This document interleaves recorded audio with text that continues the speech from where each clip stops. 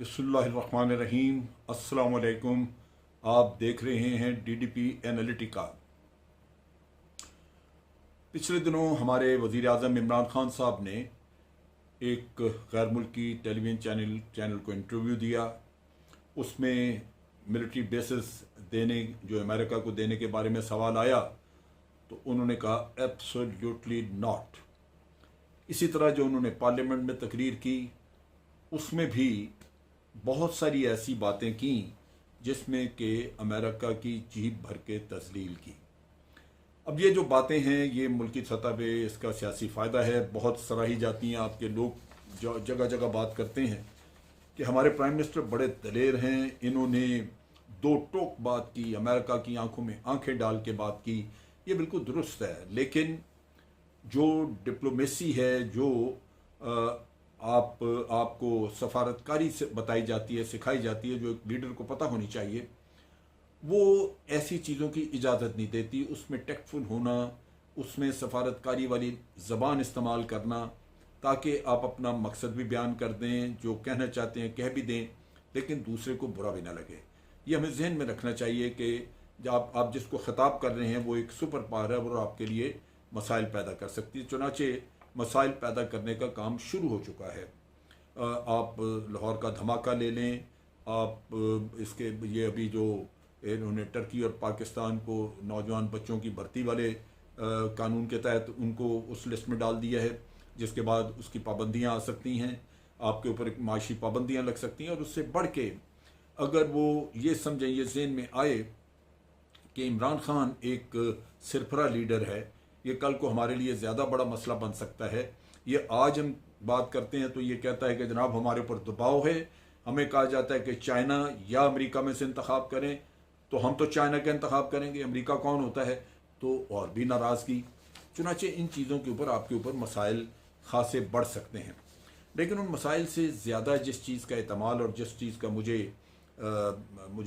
फ़िक्र है वो ये है कि दो चीज़ें ये करते आए हैं पिछली सदी में। इन्होंने कई मुल्कों के साथ ये हाथ किया है। वो ये है कि रजीम चेंज, अगर रजीम चेंज करनी हो तो उसके लिए अंदरूनी तौर पे बाज़ औक़ात अफवाज से बगावत करवा दी जाती है, बाज़ औक़ात पॉलिटिकल लीडर्स को ख़रीद लिया जाता है और उनके ज़रिए ये काम करवा दिया जाता है कि वो वकला या उनको मिला के बगावत खड़ी कर दें, तहरीकें चला दें, या बाज़ औक़ात हुक्मरानों को मरवा भी दिया जाता है। ये वो ख़दशात हैं जिनकी वजह से मैं समझता हूँ कि हमें मोहतात होने की ज़रूरत है। ये ठीक है कि हमारे लीडर ने ये बातें कर दी, बड़ा अच्छा होता कि अगर वो इसको एक सफारती ज़बान के तहत करते, ज़्यादा टेक्टफुल होकर बात करते, पार्लियामेंट में चले जाते, पार्लियामेंट से कोई रेजोल्यूशन ऐसी निकलवा देते, कई चीज़ें हो सकती थी। लेकिन ये जो तरीक़ाकार था उससे अब मसाइल के चांसेस ज़्यादा हैं। लिहाजा हमें सारे लोगों को इसमें एहतियात करनी चाहिए। बहुत सारी ऐसी अफवाहें चीज़ें फिर रही हैं कि पाकिस्तान के लिए अगले 2 हफ्ते बड़े सेंसिटिव हैं, क्योंकि यहाँ पे मुजाहरे कराए जा सकते हैं, एंटी गवर्नमेंट मुजाहरे कराए जा सकते हैं, एंटी आर्मी कराए जा सकते हैं। अवाम उनको आप किसी न किसी तरह बहला के किसी काम पे लगा दें, पैसा दे दें या कोई झूठ सच बोल के उनको ले आएँ, तो मुमकिन है कि इस तरह के कोई हालात मुल्क में पैदा कर दिए जाएं जिससे कि बदनज़मी हो। अब चीज़ ये है कि चूँकि अमेरिका ही इसमें इन्वॉल्व है, अमेरिका को ही सारा ये मसला है और अमेरिका के बारे में हम बात कर रहे हैं, तो इसके मामलात को, इसके तौर तरीक़ों को हमें बड़ा एहतियात से और गहराई से देखना होगा। अभी इन दिनों बात हुई कि जनाब बिलावल ज़रदारी और मुराद अली शाह ये अमेरिका के दौरे पे जा रहे हैं। ये दौरा अचानक ही अनाउंस हुआ और उसके साथ साथ ये भी कहा गया कि ये जो दौरा है ये पहले से प्लान था, लेकिन हुआ बड़ा अचानक। मुराद अली शाह साहब काफ़ी दफ़ा अमेरिका से होके आए हैं। इनकी फैमिली ख़ानदान का सुना जाता है कि पहले ही वहाँ पे हैं। बार बार अमेरिका क्यों जाते हैं, क्या मसला है? यहाँ पे बहुत सारे लोग हैं जिन्होंने यहाँ से चोरी का पैसा बाहर रखा हुआ है, तो वो उस कामों के लिए भी जाते हैं, पैसा ठिकाने लगाने के लिए भी जाते हैं। वो भी हो सकता है, और ये भी हो सकता है कि वैसे ही अपनी फैमिली को मिलने के लिए जा रहे हों, कई चीज़ें। लेकिन क्या सराहियाँ शुरू हो जाती हैं, चूँकि अफवाहें बहुत ज़्यादा हैं कि पाकिस्तान के अंदर हालात ख़राब करने की पूरी भरपूर कोशिश की जाएगी। इसमें जो आप देख लीजिए कि जो भारत ने यहाँ पे लाहौर जो जौहर टाउन का धमाका कराया, क्या ये हालात ख़राब करने की एक कोशिश नहीं थी? अगर किसी जमात का लीडर मारा जाता तो हालात ख़राब हो जाते वहाँ पे। तो ये कोशिशें तो की गई। अब चीज़ ये है कि जहाँ तक बाज़ जर्नलिस्ट का ताल्लुक है, मेरी उनसे बात हुई तो वो इस वक्त पे बिलावल जरदारी और मुराद अली शाह के इस दौरे को शक व शुबे की नज़र से देखते हैं। उनका ये ख्याल है कि इनको अमेरिका से पैगाम मिला है जिसके जवाब में ये जा रहे हैं, और ये कोई पीपल्स पार्टी का जहाँ तक ताल्लुक है, इनकी लीडरशिप का ख़ास तौर पे इनका मामला कुछ गड़बड़ रहा है अमेरिका के मामले में। आपको याद होगा कि मोहतरमा बेनज़ीर भी जब वहाँ गई तो अपने न्यूक्लियर प्रोग्राम के बारे में वादे कर रही थी कि अगर मुझे बना दिया जाए वज़ीर आज़म तो मैं रोल बैक करा दूंगी। फिर बाद में एक दफ़ा उन्होंने ये भी कहा कि मैं डॉक्टर एक्यू खान को हवाले कर दूंगी। तो ये भी बातें हमें नॉलेज में है। फिर उन्होंने हुसैन हक्कानी को वहाँ पे अपना लगाया, सफ़ीर लगाया, जो आज भी वहाँ पे है, और उसने पाकिस्तान के साथ जो कुछ किया है, जितना मतलब उसका कितना नुकसान हुआ वो तो अलग बात है, लेकिन ये वैसे बड़ी तकलीफ दे बात है, बड़ी दुख की बात है कि आपका सफ़ीर और काम भारत के लिए कर रहा हो। आज भी वो भारत जाता है, उनके फ़ंड के ऊपर उसने फ़ोरम खोला हुआ है, 7 फ़ोरम। फिर यहाँ पे पिछले दिनों एक और आदमी था जिसको सज़ा हुई, उसका भी कहा जाता है पाकिस्तानी था, लेकिन मैंने ये सुना है कि उसकी शरीयत भी गालिबन भारत की थी। ये चीज़ें चेक होने वाली हैं, लेकिन बहुत सारा मवाद, बहुत सारा चीज़ें मेरे पास मौजूद हैं। अमाद ज़ुबैरी फंड रेजर था, पीपल्स पार्टी के वक्त में ये बड़ा एक्टिव था वहाँ पे, और हमारी एम्बेसी के ऊपर ये करता था, हम एम्बेसी के बारे में ये बड़ी खबरें शबरें इकट्ठी करता था और जासूसी कर रहा था उनके लिए। और इसी तरह इसने एक कंपनी बनाई हुई थी, वो कंपनी जिसका हेडक्वार्टर बॉम्बे में रखा हुआ था, और ये फंड रेजिंग वगैरह करता था मुख्तलिफ जो सदर इलेक्ट हो रहे हैं उनके लिए, सेनेटर्स के लिए फ़ंड। चुनाचे इसने अपने वहाँ पे ताल्लुकात बड़े बनाए हुए थे। जरदारी साहब जब भी जाते थे उनके साथ सेनेटर्स वगैरह को मिलने मिलाने का इंतज़ाम ये करता था। अब ये आदमी बताया जाता है कि डॉक्टर आसिम का कज़न है,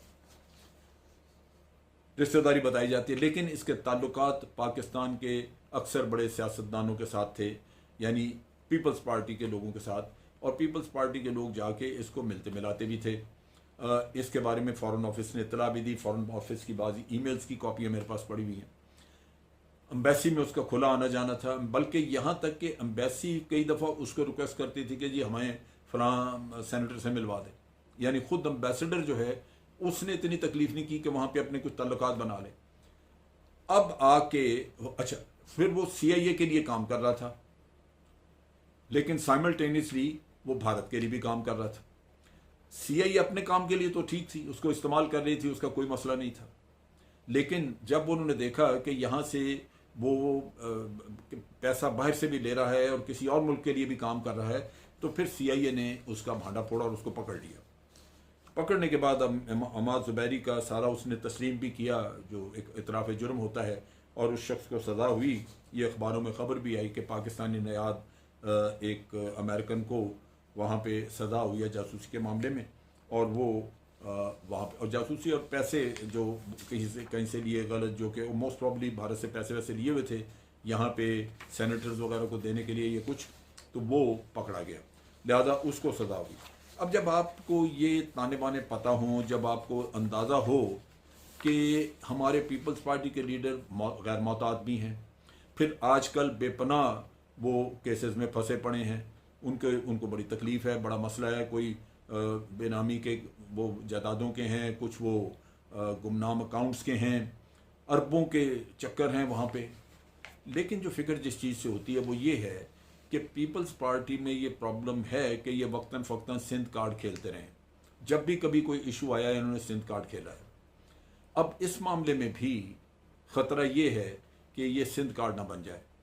पिछले दिनों आपको याद होगा कि बहुत सारे जो ये नेशनलिस्ट हैं, इंतहा पसंद नेशनलिस्ट, उन्होंने वहाँ जुलूस निकाला, बैरिया टाउन के इलाके में जाके तो उन्होंने दुकानें तोड़ फोड़ की, बिल्डिंग को आग लगाई, काफ़ी नुकसान उन्होंने किया।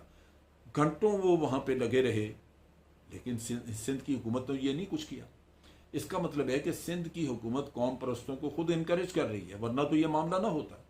तो इस लिहाज से ये एक ख़तरे की घंटी है जो बज रही है। ये दौरा जो है इसको इंटेलिजेंस एजेंसीज को कवर करना चाहिए, मॉनिटर करना चाहिए माइन्यूटली, और उसके साथ साथ ये जो सिंध के हालात जिनमें बिगाड़ पैदा होता नज़र आ रहा है, जहाँ करप्शन बेतहाशा है, पैसा धड़ाधड़ खाया जा रहा है, उस पर भी नज़र रखने की ज़रूरत है कि कल को ये ना हो कि हमारा मुल्क किसी मुश्किल सिचुएशन में घिरा हो, या हमारे मुल्क में कोई ऐसा वाक़या हो जाए जिससे कि इमरान खान या किसी और को नुकसान पहुँचे, या यहाँ पे हुकूमत तब्दील करने का कोई नाजायज़ तरीका इस्तेमाल किया जाए। कोई भी ऐसी हरकत हुई तो वो हमारे मुल्क के मुफाद में नहीं होगी। आज के लिए इतना ही। अफवाज पाकिस्तान जिंदाबाद, पाकिस्तान पाइंदाबाद।